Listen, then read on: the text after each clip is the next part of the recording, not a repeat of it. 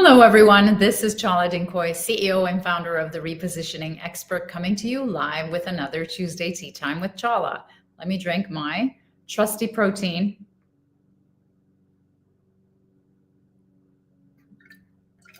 You can tell it's like at the bottom.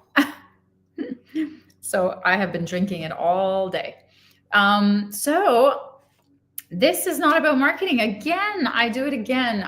This is very similar to Gary Vaynerchuk, who talk about what interests you, and you don't need to super niche. You don't need to go into one topic, and it is completely the opposite of what I always teach. But don't do like I do like I say kind of situation here. But AI is so disruptive, and it's really top of mind for so many of my clients that a lot of them are thinking about super niching, because that's why they hire me, is which super niche is going to be more relevant. Where's the gap in the market? And a lot of them are looking at and are beguiled by AI, anything to do with AI, because that's what they think is in demand. And it is. It's the number one buzzword. It is, driving all sorts of growth. However, here's the underbelly of the truth of AI. And it fascinates me. This topic fascinates me. And it touches the lives of my clients as well, because we're all looking at super niching in AI. However, a recent study, and it was a pretty big global study by a workflow solution company called Atlassian, which I had never heard of, but they came out with a survey, and it's a little bit self-serving, but it's very insightful. So I wanted to tell you about everything that was really fascinating, and it gives you the opposite side of the coin of the AI bubble. I mean, I know they talk about the AI bubble in terms of investments and how the stock market has, blown up, and they're expecting it to plummet anytime. But when I say the AI bubble, I'm talking about the trending and the in demand. So daily usage of AI has doubled since 2024 in the last year. And a third, 33% of workers claim that it makes them more productive. Now, here's the biggest problem, that they are using it individually to make them more productive. But that's where the buck stops. It's because the actual systems and the company and, the different departments and the different communication platforms and the analytical platforms are not talking to each other, and they are not in sync with whatever AI every individual is using. Here are some bigger insights. Unfortunately, when they asked the executives, and these were across, globally, I think about 65% from the US, but they asked the CEOs or the executives of these companies, and they only 4% said they saw a dramatic transformation of their business because of AI. And it's scary, because if you think about, they invest 98 billion, and I had to look this up. I had to look at it double. I had to look at it again, 98 billion a year into investing into AI systems. And that's only the Fortune 500 companies. So if you look at it, globally, probably they're the major lion's share of that investment, but globally and throughout all sizes, it would be even more. People are using it, and they had 4 tiers of usage of AI. And the first one is just like regular search. And the other one is just like repetitive tasks and a PA, like a personal assistant. And the next level was a true, like asking ideas. And the next one was like co-creating together, and a true collaborator for strategy. And most of the people are stuck at the, number 2 level, which is using it as a PA. And, but on the good side, people who think that AI was completely useless is down 78% in 1 year. So there was a lot less people. And in fact, when you look at across companies, and they actually looked at different departments between engineering and HR. And so like IT, HR, and marketing, and HR is the one that's using it the least. And they're the ones that think that it's, least useful of all. But AI went from being a nice to have to a staple. So that rating doubled in the last just 1 year. This is over just 1 year. And So leaders of companies that provide safe experimentation of trying it with, within the company computers and systems, went from 60 to 74% in 1 year. So a lot more leaders are letting you experiment, which is amazing. And workers said that when they save time using AI, they reinvest that time in good stuff like creativity and customer service and strategy and learning and process improvement, like all good things. Like these are all claims, right? We don't know actually what's happening, because there's some interesting data about that too. And obviously engineering uses it a lot more than anybody else, and HR uses it a lot less when they stack up those three departments. And everybody's mostly using it to get rid of repetitive, unpleasant tasks. But when they looked at the sales, for example, sales department, they had the highest use as a personal assistant to get those, PA kind of personal assistant kind of things done versus using it as a strategic advisor or a collaborative decision-making partner. And so this is really funny. Every function in the company thinks that they're using AI a lot more effectively and that it's adding a lot more value than what other departments are thinking that department actually adds value. So for example, 82% of marketing executives say that their department adds value using AI, but only 26% of HR departments agree with them, and IT, only 20% of IT executives agree, or managers agree, that marketing adds that kind of value.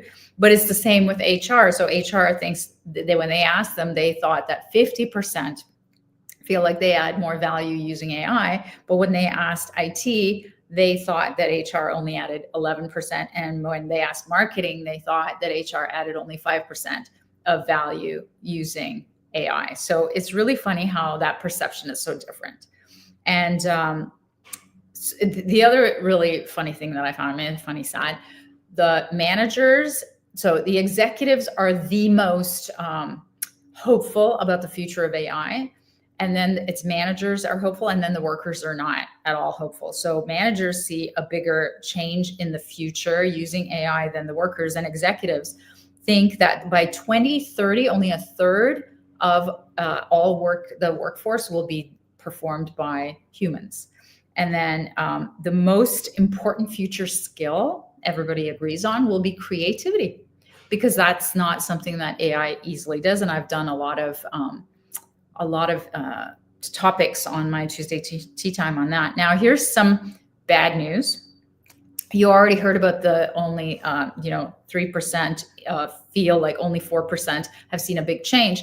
But when they break it down, only 3% of executives see an organizational efficiency increase because of AI, and only 2% increase of work quality, and another 4% see an increase in innovation. These are all things that we were supposed to have because of AI, or are expecting still to have because of AI. And another 4% is the ability to solve complex problems. I'm hoping that it's going to solve, cancer and all sorts of big, huge problems like heart disease. That's what we're hoping. Well, that's what we're pinning on AI, but it looks like there's still some ways to go.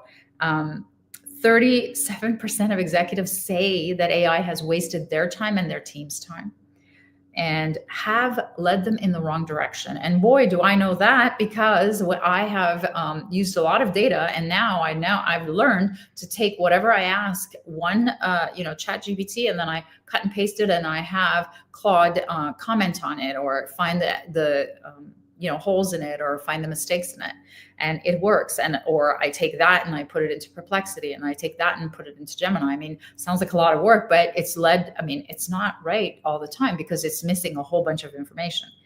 42% of executives don't trust AI, but they know that executives and workers know that they didn't have enough time to check the accuracy. So what kind of work is going out there, and only a third fully trust it, right?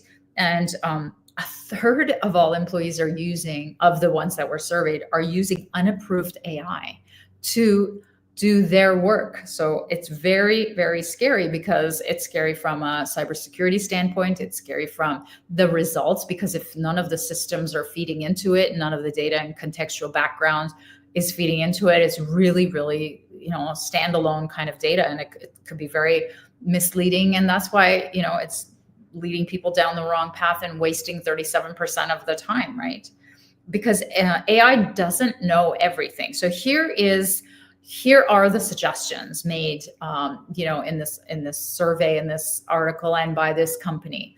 And it makes sense to me. So I wanted to share them with you. First is, they're saying that AI needs to have all the data, right? And in order to provide that, you can no longer have in-person phone calls, where you're discussing your work. You can't have like Zoom meetings where it's not captured. You can't have just, Slack messages or DM messages, or you have to have everything captured and fed into the same system that, the whole company is going to be working off of, that one AI system. So videos and note takers all have to be part of doing regular business for everyone.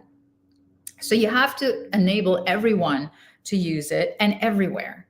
And then you have to enable AI to access all the context. So all the data, all the conversations, enable integration. And for integration, for AI to have access to that integration, like the analysis platforms and the communication platforms.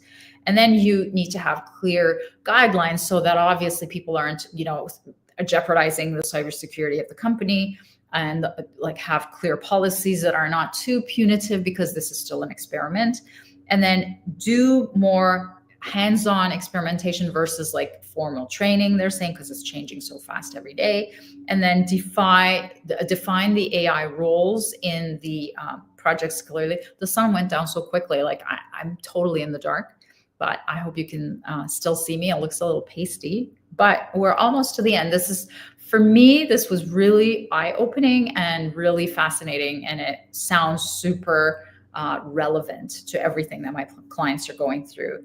And get managers to demonstrate and screen share how they're using AI to do their work, so that will enable and mentally prepare their workers, who are a lot less happy about using AI, to adopt some of these measures. So if you can put all of this together, which is quite a task, and if you're going to super niche your business into anything, super niche it into one of these ways of integration and enablement, even if you don't have a technical business, you need to recognize that this is what companies are struggling with. It is why the AI is not panning out for them.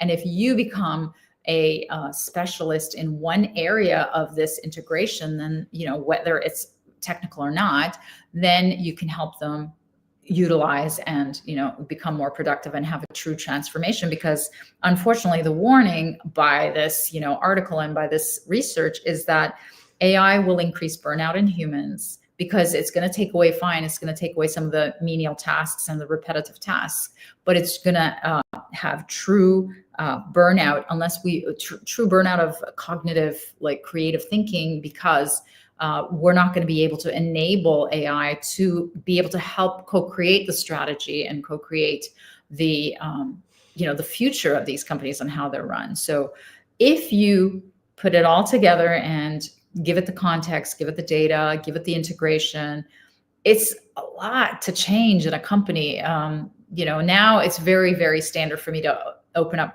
a Zoom meeting and have my AI note taker in there. That's not an issue anymore. So maybe it's just something that we just have to get used to. But I mean, imagine every conversation you have with a colleague about a project, being recorded. I mean, imagine everything having to be reported and kept up and poured in as data into that one huge database that AI is going to be enabled to access. So given all this, there's still a long way to go to be able to, have that crazy amount of transformation. But you know what? These numbers went up so much. I mean, the adoption went up double. The number of people who thought it was a nice to have versus a necessity, doubled. So what's it going to be next year? Stay tuned. I hope to see you next week. Take care.